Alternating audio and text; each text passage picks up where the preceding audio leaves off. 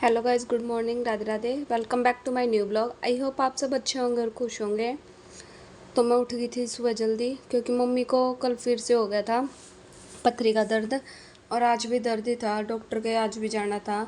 तो उठ के मैंने सबसे पहले गैस वगैरह साफ़ की, फिर आटा लगा दिया और दाल चढ़ा दी। बॉयल हो गई थी दाल। फिर मैंने बादाम छिले और पापा को मम्मी को दिए, उनके छिलके रख दिए बहन भाई के, वो तो उठे नहीं थे अभी।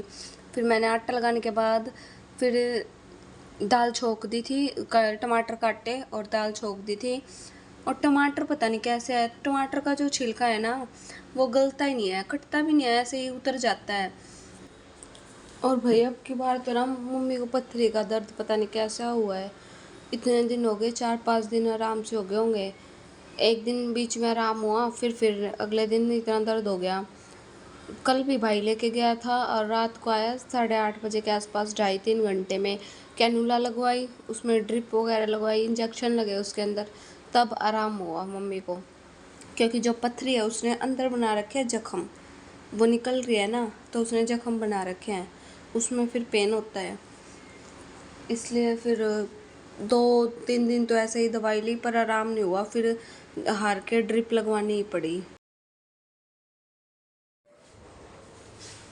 तो गैस खाना मैंने बना लिया है। अब रहता है सिर्फ गैस और स्लेब साफ करने। अब बर्तन साफ कर रही है बहन। तो भाई मैं जा रही हूँ ऊपर चाके साफ करने। गैस तो बहन बोली कि मैं कर दूँगी, तू जाओ ऊपर वो साफ कर लिया चाके, उसके बाद फिर मैं नहाऊंगी या झाड़ू वगैरह लगा दूँगी। फिर मेरे को जाना है इसको लेकर डॉक्टर के। भाई पथरी ने बहुत परेशान कर दी मम्मी। कल भी रात को 8:30 बजे आए हैं भाई और मम्मी, इंजेक्शन लगाए थे, आज भी लगेंगे। क्योंकि जो पथरी है उसने कर रखा है अंदर जख्म, और उसमें होता है मम्मी को पेन। कल ये चाकी मैं ऐसे ही अंदर सरका गई थी, अब इसको साफ करूँगी। देखो आटे में हो रही है, ये लेट हो गई थी तो मैं ऐसे ही कर गई, शाम का खाना ही बनाना था। फिर मैं ऊपर आ गई थी चाकी साफ़ करने के लिए। बहन बोली कि मैं कर दूँगी रसोई साफ़, तो तू गैस मतलब चाकी साफ़ करके और मौसी को दिखा ला और मैं कर दूँगी काम। फिर मैंने सबसे पहले इसके अंदर जो आटा था वो निकाला एक प्लेट में। इस आटे को गाय के आगे डाल देंगे और फिर पानी लेके कपड़ा गीला करके वो सारी चाकी पे फेरा, ताकि वाइट वाइट हो जाती है ना आटे से, वो साफ़ हो जाए। सूखे कपड़े से नहीं साफ़ होती, एक साइड से उतर के दूसरे साइड पे लग जाता है सूखा। तो वैसे मम्मी ने कहा था कि ऊपर बार बार से गिल्ला कपड़ा लगाना, अंदर नहीं लगाना, पर अंदर साफ़ ही नहीं हो रही थी ब्रश से, तो मैंने मोटा मोटा कर ही दिया, ये भी कर दिया। अब मैं इसको तो लगा दूंगी साइड में, वहाँ लगा रखते हैं इसको कूद में, वहाँ लगाऊंगी इसकी जगह पे। और फिर मैं यहाँ से सारा धो दूंगी, अंदर कमरे में भी धो दूंगी और छत भी धो दूंगी।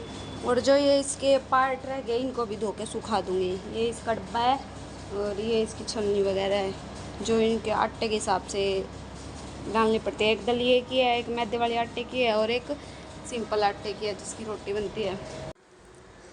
फिर चाकी साफ़ करने के बाद मैंने उसको उसकी जगह पर लगाया।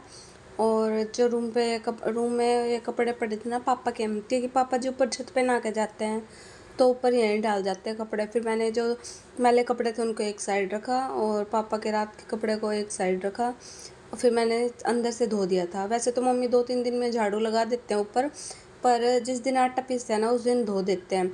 खाली पड़ा है, आगे सामान के नीचे पानी नहीं जाने देते, साइड साइड से धो देते हैं।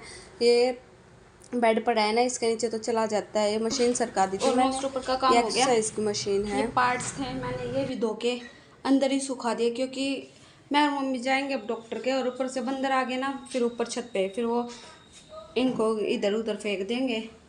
और छत भी अंदर से भी धो गया और छत भी धो दिया है। अब मैं करूँगी, ये एक्सरसाइज मशीन है इसको साफ़, ये भी गंदी हो रही है, इसको साफ़ करूँगी।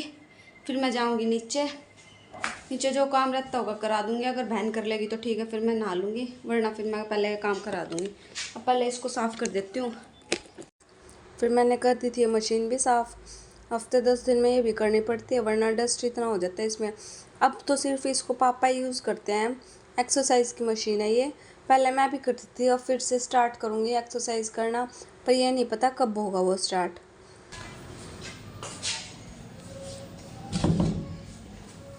तो भैया अब मैं जाती हूँ नीचे, पहले अब